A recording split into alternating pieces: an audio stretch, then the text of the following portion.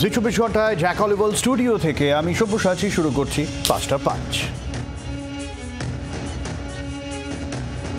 আচ্ছা, ৫টা ৫ যে বিষয় নিয়ে আলোচনা করব, গত কয়েকদিন ধরেই জাতীয় রাজনীতিতে এটা নিয়ে একটু একটু করে হাওয়া গরম হচ্ছে। আমরা জানি যে প্রায় সব দলের প্রতিনিধি দল তারা বিদেশে গিয়েছেন, ভারতের অবস্থান ব্যক্ত করেছেন সন্ত্রাসবাদ নিয়ে। তাদের সঙ্গে আজকে নরেন্দ্র মোদী কথা বলবেন, নৈশভোজ রয়েছে সেখানে, অভিষেক বন্দ্যোপাধ্যায় যাবেন, সেখানে তাদের মধ্যে কথা হতে পারে। কি কথা হবে বা কি উঠে আসে সেখান থেকে নজর থাকবে সন্ধ্যেবেলায়। কিন্তু তার আগে আমরা বিধানসভায় দেখলাম এই নিয়ে আলোচনা হলো, অপারেশন সিন্দুর বা অপারেশন সিঁদুর এই কথাটা উল্লেখ করা হলো না। যদিও সেনাবাহিনীকে কুর্নিশ করেছে সব রাজনৈতিক দল, কিন্তু বেশ কিছু বক্তব্য মুখ্যমন্ত্রী মমতা বন্দ্যোপাধ্যায়ের উঠে এসেছে, যেখান থেকে মুখ্যমন্ত্রী মমতা বন্দ্যোপাধ্যায় সরাসরি অপারেশন সিঁদুর নিয়ে রাজনীতির যেমন অভিযোগ করেছে, বিদেশ নীতি নিয়েও প্রশ্ন তুলেছেন মুখ্যমন্ত্রী মমতা বন্দ্যোপাধ্যায়। আমি এই জায়গা থেকে শুরুটা করতে চাইছি, বিদেশ নীতি নিয়ে প্রশ্ন। আমাদের সঙ্গে স্টুডিওতে যারা রয়েছেন, আমাদের সঙ্গে রয়েছেন তৃণমূলের তন্ময় ঘোষ, আর আমি শুরুতে যাব বিজেপির প্রীতম দত্তর কাছে।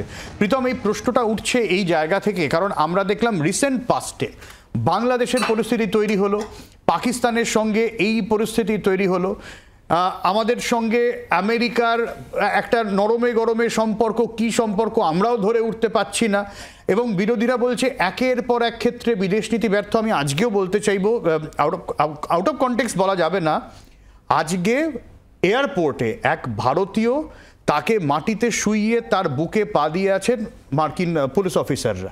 এই ধরনের ঘটনা যখন সামনে আসে, এর আগে ডিপোর্টেশনের বিষয় জানি হাত করা পরিয়ে আনা হয়েছিল, বারবার নরেন্দ্র মোদীর বিদেশ নীতি নিয়ে প্রশ্ন উঠছে, বারবার এস জয়শঙ্করের বিদেশ নিয়ে প্রশ্ন উঠছে। দেখুন, প্রশ্ন তো উঠতেই পারে, কিন্তু আজকে মমতা ব্যানার্জি অ্যাসেম্বলিতে একদম শাহবাজ শরীফ যেভাবে কথা বলেন ঠিক ওইভাবে কথা বলেছেন। আজকে দেখুন, প্রথম দিন যেদিনকে সর্বদল বৈঠক হয়েছিল সেদিনকে তৃণমূলের প্রতিনিধিরাও ছিলেন এবং কেন্দ্রীয় সরকার বলেছিল যে কিছুটা প্রবলেম আছে, কিন্তু ওখানে যে খোলা হয়ে গেছিলো এটা নিয়ে তোমার স্টুডিও তো প্রচুরবার আমরা তর্ক করেছি, ডিবেট করেছি যে ওখানে খোলা হয়েছিল সেটা এলজিকে জানানো হয়নি, আর্মিকেও জানানো হয়নি, লোকাল গভর্নমেন্টের একদম লোকাল ব্যাপার।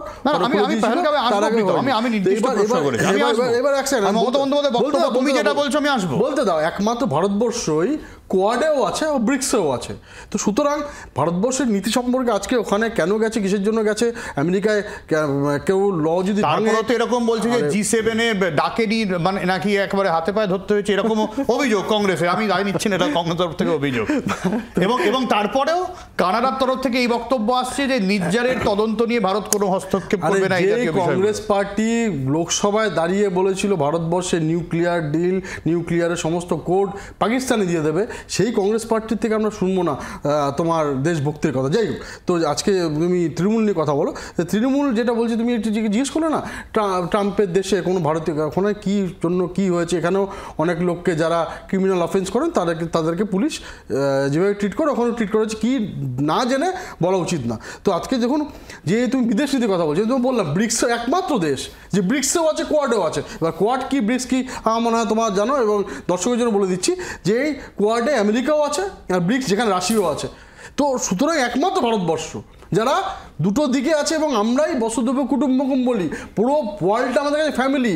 আমরাই নিজের দেশের 140 কোটি দেশের প্রত্যেককে ভ্যাকসিন দেওয়ার পরে কোভিডকালে 170টা দেশে আমরা ভ্যাকসিন পাঠিয়েছিলাম, একমাত্র 70টা দেশে ভ্যাকসিন পাঠিয়েছিলাম। এটা একমাত্র ভারতবর্ষে করতে পারে। তো ভারতবর্ষের যে নীতি সেটা সর্বভবন্ত সুখী না, আমরা সবাইকে একসাথে নিয়ে একটা সুন্দর ভারতবর্ষ যত সুন্দর পৃথিবী গড়ার জন্য অনেকগুলো ইস্যু আছে, আমরা ছোট ছোট করে যাই, খুব ছোট ছোট উত্তর নেব। তন্ময়দা, এই সব দেখো, জোট নিরপেক্ষ নীতি আমাদের পুরনো নীতি, এইটা থেকে আমরা সরিনি, কিন্তু এই যে বদলে যাওয়া পরিস্থিতি তৈরি হচ্ছে, এই সব বজায় রাখতে গিয়ে খেই হারিয়ে যাচ্ছে কোথাও গিয়ে, নাকি ঠিকই আছে?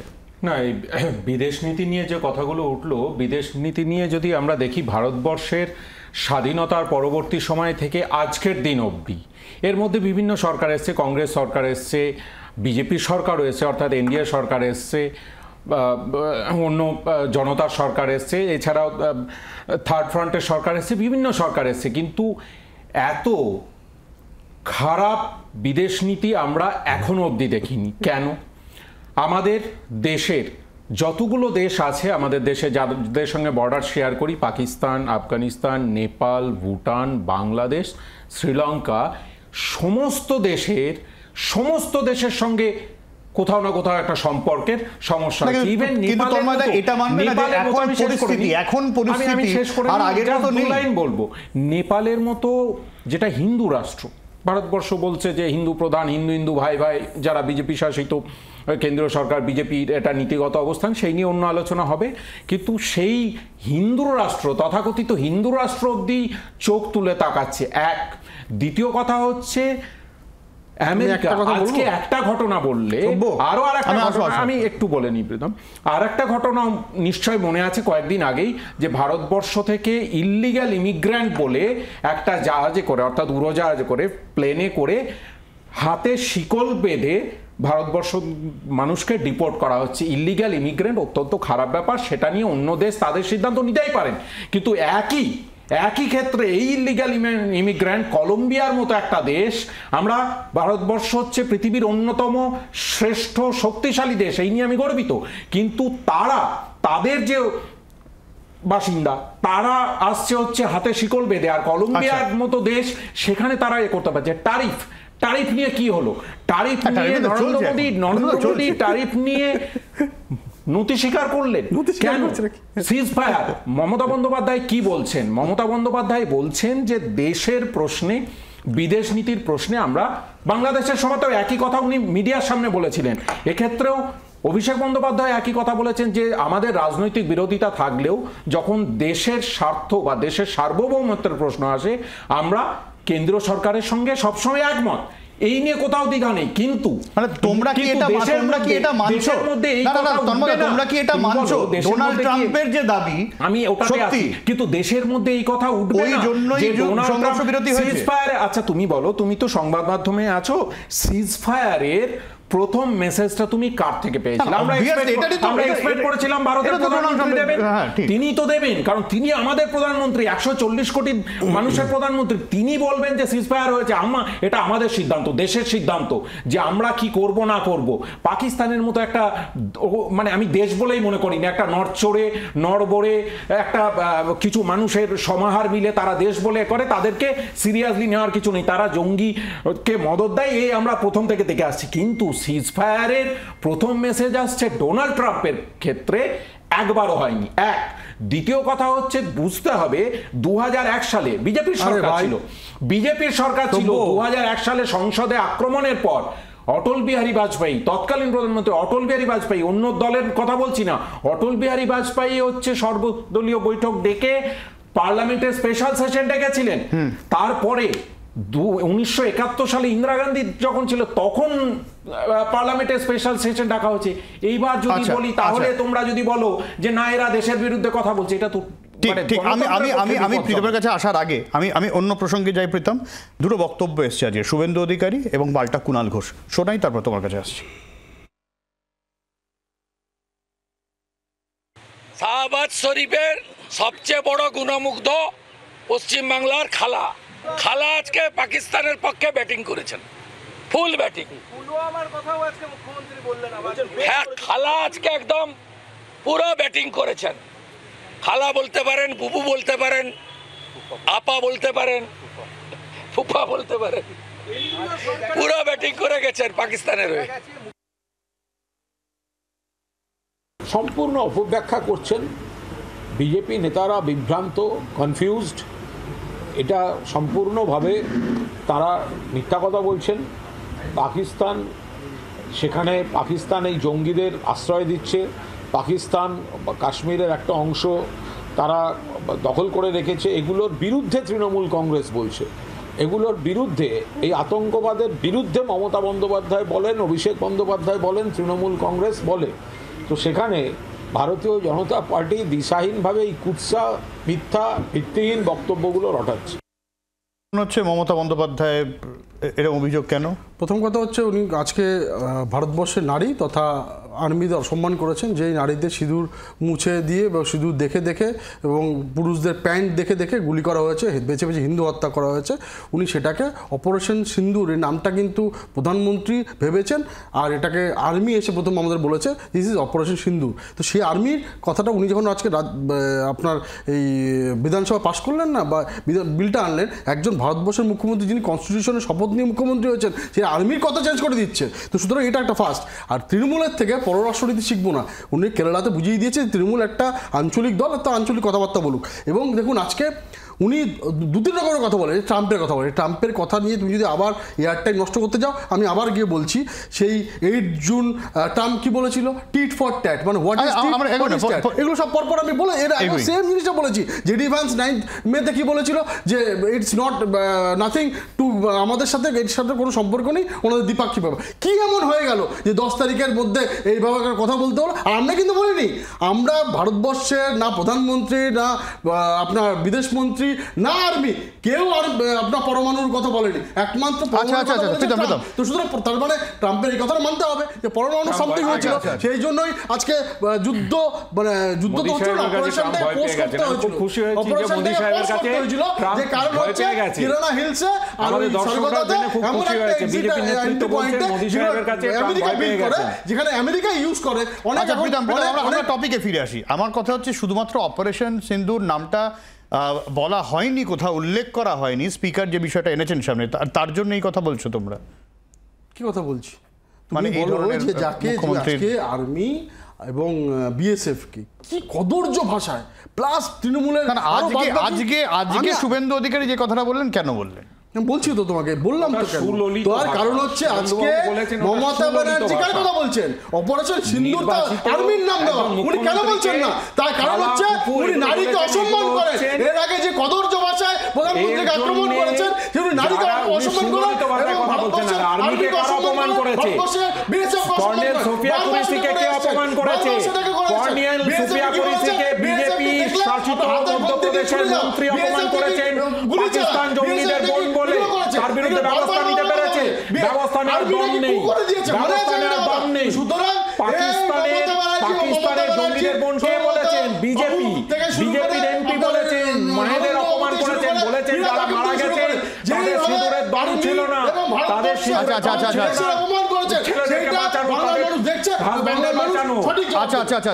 ছোট করে পরে ইস্যুতে যাবো, ছোট করে। না, প্রথম কথা হচ্ছে যে ভারতবর্ষের মধ্যে একমাত্র রাজ্য, প্রথম রাজ্য পশ্চিমবাংলা, যারা আর্মিকে শ্রদ্ধা জানিয়ে আজকে অধিবেশন ডেকেছে, তার মানে প্রমাণিত হয় যে পশ্চিমবাংলার স্বাধীনতা সংগ্রামের ইতিহাস মনে রাখতে হবে। সেই ইতিহাস থেকে পশ্চিমবাংলা এগিয়ে থাকে, এগিয়ে রাখে, সেই জন্য আজকে পশ্চিমবাংলা অধিবেশন ডেকেছে। বিজেপি শাসিত এতগুলো রাজ্য আছে, কটা রাজ্য অধিবেশন ডাকতে পেরেছে?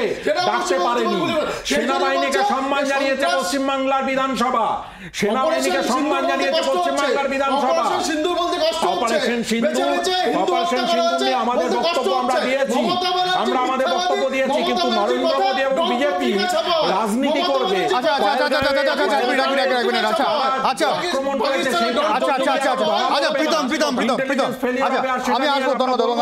প্রীতম, একটা অভিযোগ উঠছে, অপারেশন সিন্দুর নাকি তোমাদের পিআর স্টান্ট হয়ে গেছে। দেখুন আজকে কোন কোন স্ট্র্যাটেজিক লোকেশনে নরেন্দ্র মোদী গেছেন। রাজস্থান, যেখানে একদম বর্ডার, যেখানে এই জায়গাটাতে আপত্তি। প্রীতম, নরেন্দ্র মোদী গেছেন, এই জায়গাটা বিরোধিতা আপত্তি। আমি বলছি আসলে বিরোধিতা করার জন্য করছেন। এই ধরো আজকে অভিষেক বাবু, যে জনৈক অভিষেক ব্যানার্জি, যার চার্জশিটের নামটাম আছে সিবিআই এর জনৈক অভিষেক ব্যানার্জি, উনি আজকে বিদেশের মাটিতে গেছে কথা বলে। কে পাঠিয়েছে? এটাই তো বলছি। তার মানেটা কি নরেন্দ্র মোদী সদিচ্ছা আছে যে ভারতবর্ষের কথা বলার জন্য কোনো রাজনীতি হবে না। উনি কোন কোন স্ট্র্যাটেজিক লোকেশনে উনি হচ্ছেন আজকে সেনা এক্সিকিউটিভ প্রধান, কে? প্রধানমন্ত্রী, সবচেয়ে বড় রাষ্ট্রপতি, এক্সিকিউটিভদের প্রধান হচ্ছে নরেন্দ্র মোদী। উনি স্ট্র্যাটেজিক লোকেশন পশ্চিমবঙ্গে এতগুলো জায়গা থাকতে আলিপুরদুয়ারে কেন গেছে? তার কারণ হচ্ছে Alipurduar is near to chicken neck. আজকে ওখানে বাংলাদেশের যে কতগুলো মানে উচ্ছিষ্ট কিছু লোক যেভাবে শুরু করেছে, ওনাকে জোর দেওয়া উচিত ছিল যে আমরা ওখানে গিয়ে ভাষণ দিতে পারি এবং ডেভেলপমেন্টের কাজ করতে পারি। কোন কোন জায়গায় আছে। These are all strategic location. আসলে এই আঞ্চলিক দল তৃণমূল সরকার তৃণমূল দল এসব বুঝবে না, বিদেশ নীতি কিছুই বুঝবে না, এরা শুধু চুরি করতে পারে, অসম্মান করতে পারে। স্বাধীনতার পর থেকে এখন অবধি বিদেশ নীতির সংক্ষেপে উত্তর দাও। কোনটা নিয়ে উত্তর দেবো? এই পিআর স্ট্র্যাটেজি ওরা বলছে পিআর স্ট্র্যাটেজি আমি তো শুধু বললাম যে নরেন্দ্র মোদী যা যা করেছেন, আমরা ভারতীয় সেনাবাহিনীকে আমি আরেকটা প্রশ্ন অ্যাড করে দিই তন্ময়দা, যদি আমি এরকম ভাবেও দেখি যদি আমি এরকম ভাবেও দেখি তাদের সৌর্যকে নির্বাচনী প্রচারে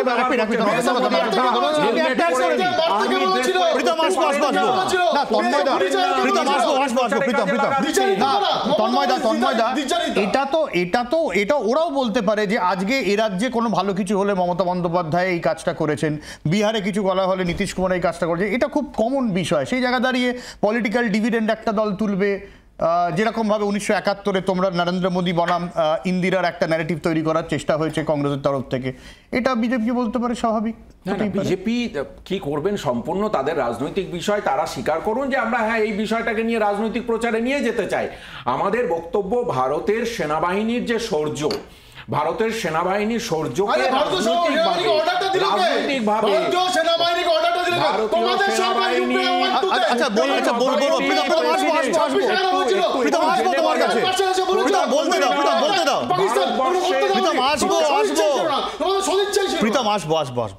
ভারতবর্ষের সেনাবাহিনীর সুপ্রিম কমান্ডার হচ্ছেন মাননীয় সম্মানীয় রাষ্ট্রপতি, প্রধানমন্ত্রী নন। প্রথম কথা হচ্ছে এটা। সুতরাং অর্ডার যদি কিছু দিতে হয় তাহলে সেটা নিশ্চিতভাবে রাষ্ট্রপতি দিয়ে থাকেন, তাই এতদিন জেনে এসেছি। এখন যদি কিছু পরিবর্তন হয়, সংবিধান পরিবর্তন হয়েছে কিনা আমার জানা নেই।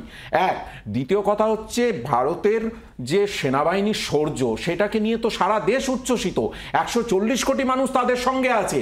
কিন্তু প্রশ্নটা উঠছে, এবং শুধু তাই নয়, সেনাবাহিনী প্রথম দিন বুঝিয়ে দিয়েছে তাদের স্ট্যান্ড কি।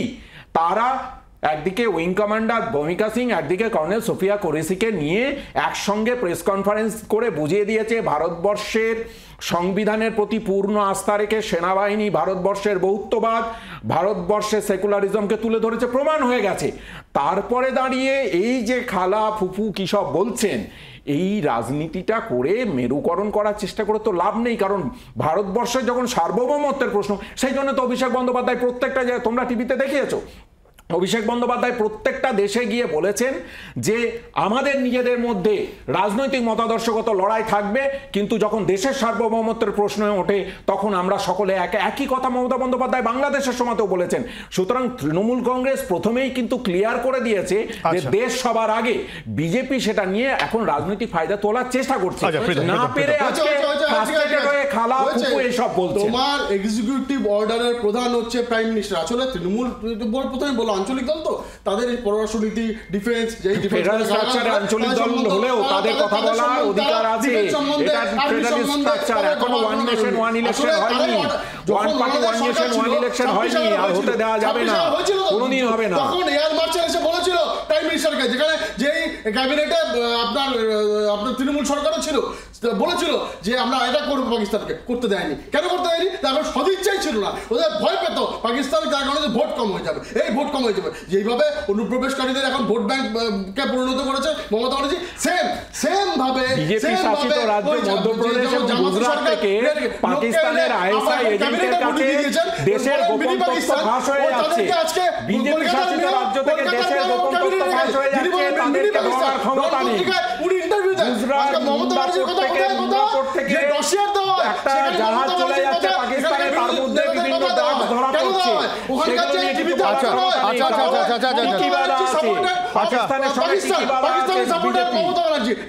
আচ্ছা, আমার একটা বিষয় দুজনের কাছে, আমার সময় প্রায় শেষ হয়ে গেছে। একটা বিষয় সাধারণ মানুষ হিসেবে আর কি, একদিকে যেমন বিরোধীরা তারা যাচ্ছে, তন্ময়দা বাইরে যাচ্ছেন, তারা বিভিন্ন জায়গা থেকে দেশের অবস্থা, না আমি আসবো, আমি তোমার কাছে আমি আসবো, প্রীতম তোমার কাছে আসবো, প্রীতম আমি আসবো। একদিকে যেমন যাচ্ছেন তারা অবস্থান ব্যাখ্যা করছেন, অন্যদিকে ঘরেই সরকারের, কেন্দ্রীয় সরকারের একাধিক ভূমিকায় প্রশ্ন উঠছে। কিছুটা কি তোমার কন্ট্রাডিক্টরি মনে হচ্ছে? গণতন্ত্র বুঝতে হবে, সংসদীয় গণতন্ত্র এবং ভারতবর্ষের সংবিধান যেভাবে চলে, তার যে কাঠামো, আমাদের সাংবিধানিক যে কাঠামো এবং যে ইলেকট্রাল পলিটিক্সের আমাদের যে স্ট্রাকচার, সেখানে ফেডারেল স্ট্রাকচার, সেখানে এটাই নিয়ম যে সংসদীয় গণতন্ত্র শক্তিশালী হয় যখন বিরোধীরা শক্তিশালীভাবে আওয়াজ তুলতে পারে। আমরা ভিতরের মধ্যে, খুব সহজ একটা উদাহরণ, আমার বাড়িতে 4 ভাই বোন থাকলে নিজেদের মধ্যে যে লড়াই থাক না কেন, নিজেদের মধ্যে সেই লড়াই থাকবে, কিন্তু যখন বাইরের শত্রুরা আসবে আমরা 4 ভাই বোন একসঙ্গে লড়াই করব। এটাই হচ্ছে পারিবারিক সংস্কৃতি। ভারতবর্ষের 5000 বছরের সংস্কৃতি, এই সংস্কৃতি বাইরেও আমরা ফলো করে বলবো না। অবভিয়াসলি বাইরের সঙ্গে, কিন্তু রাহুল গান্ধীর বিরুদ্ধে উল্টো অভিযোগ ওঠে। বাইরের সঙ্গে ভিতরের পার্থক্য থাকবে। আমরা সংসদে প্রশ্ন তুলবো না কেন ব্যর্থতা হয়েছে, কেন কেন্দ্রীয় গোয়েন্দা বাহিনী ব্যর্থ হয়েছে ইনপুট দিতে, আমরা প্রশ্ন তুলবো না। পহলগামে যে স্কেচ আমরা দেখেছি সংবাদ মাধ্যমে, 4 জন জঙ্গির স্কেচ তো আমরা দেখেছি, কতদিন হয়ে গেল। আচ্ছা, সেই 4 জন জঙ্গিকে আমি 1 মিনিট প্রীতমকে দিচ্ছি, 1 মিনিট প্রীতমকে দিচ্ছি। কিন্তু এই আবহেই প্রীতম সব থেকে বেশি পাকিস্তানের বিরুদ্ধে ব্যাটিং যিনি করে থাকবেন এবং দুর্দান্ত সোশ্যাল মিডিয়ায় ফাটিয়ে দিয়েছেন, আসাদুদ্দিন ওয়েসি, শশী থারুর, বাইরে গিয়ে যা বলছেন ভাইরাল হচ্ছে একের পর। এগুলো তো মানতে হবে, বিরোধীদের ভূমিকা অস্বীকার চলবে না। ওয়েসি ভালো বলেছে, সব ঠিক আছে, কিন্তু আজকে তুমি ভাবো না যেই ইন্ডিজোটের ওনারা সদস্য সেই রাহুল গান্ধী কি বলছেন, সারেন্ডার। আরে তুমি ভাবো, যেই আমি তো তোমাকে বললাম, যার দিদা পার্লামেন্টে দাঁড়িয়ে বলে দিয়েছিলেন আমরা পরমাণু বিমান সব সোর্স কোড পাকিস্তানকে দিয়ে দেবো, এবং সেটা নিয়ে আজকে তারা কথা বলছে, তারা সারেন্ডার কথা বলছে। তো সুতরাং সেই ইন্ডিজোটের লোকেরা, যে ইন্ডিজোটের ওয়ান অফ দ্য প্রধান হচ্ছে মমতা ব্যানার্জি, যিনি আর্মিকে গালাগাল করেন, বিএসএফকে আক্রমণ করেন, তিনি আজকে অপারেশন সিন্দুর বলতে পারছেন না, অপারেশন সিন্দুর বলতে পারছেন না। কেন বলতে পারছেন না? সিন্দুরে কি অসুবিধা আছে? মমতা ব্যানার্জি সিন্দুরে কি অসুবিধা আছে? আমার সময় একদম শেষ। অনেক ধন্যবাদ প্রীতম দুজনকেই। সন্ধ্যেবেলা নৈশভোজের পর কি বক্তব্য আসে নজর থাকবে। ফিরাসি বিরতির পর সঙ্গে থাক। বাংলার আওয়াজ, বাঙালির আবেগ, জি 24 ঘন্টা।